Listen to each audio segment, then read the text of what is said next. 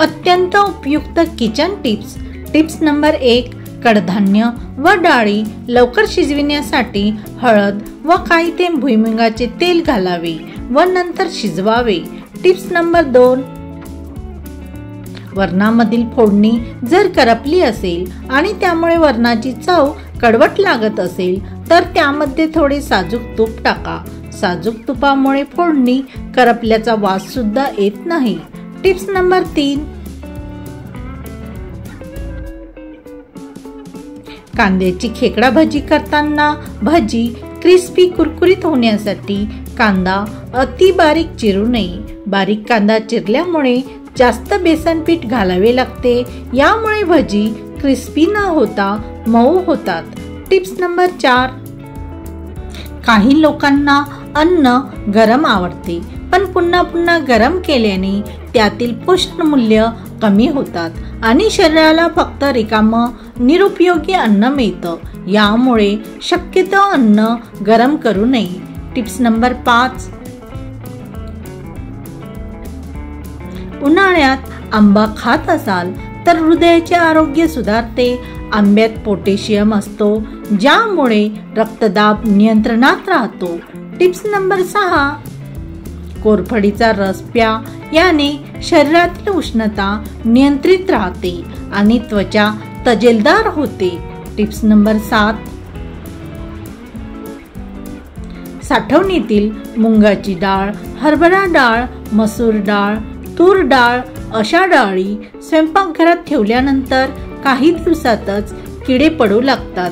यासाठी डाळ डब्यात भरण्यापूर्वी हातात थोडे एरंडेल तेल घेऊन डाळ हरभऱ्यावर चोळावे.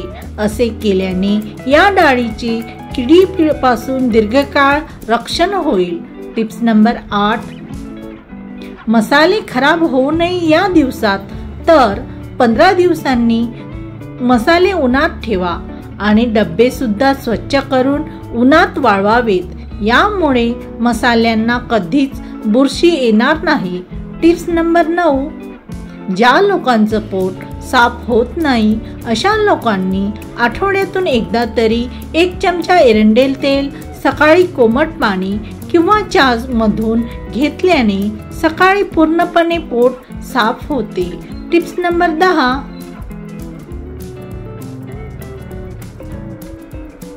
केसासाठी पांढऱ्या हेअर कलर जास्तच वापरत असाल तर कलरने डोळ्यांना त्रास होतो, कमी दिसू लागते. म्हणून केसांना जास्तच हेअर डाय करू नये. Tips number 11.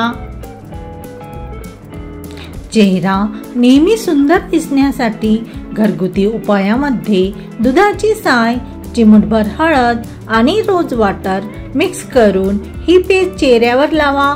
यामुळे चेहरा तेजस्वी होऊन उजळतो. Tips number 12.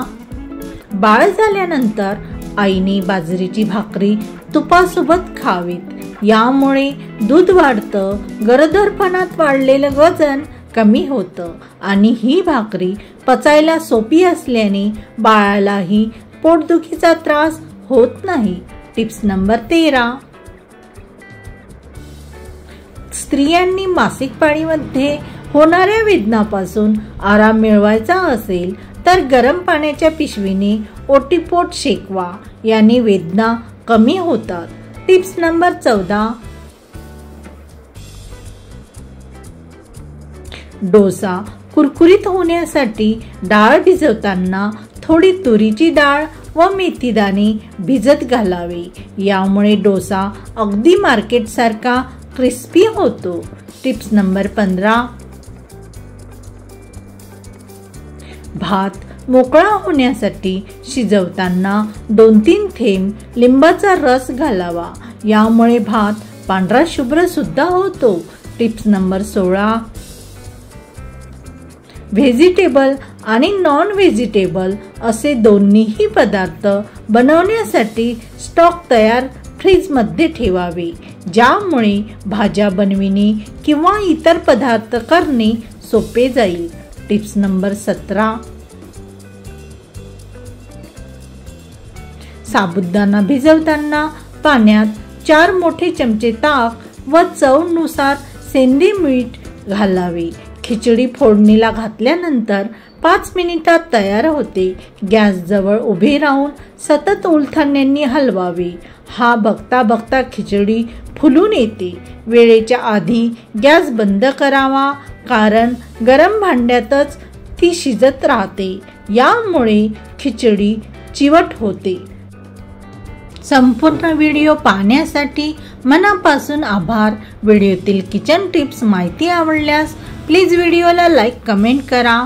तसेच चॅनलवरती नवीन असल्यास मीनाताई किचन या चॅनलला नक्की सबस्क्राईब करा।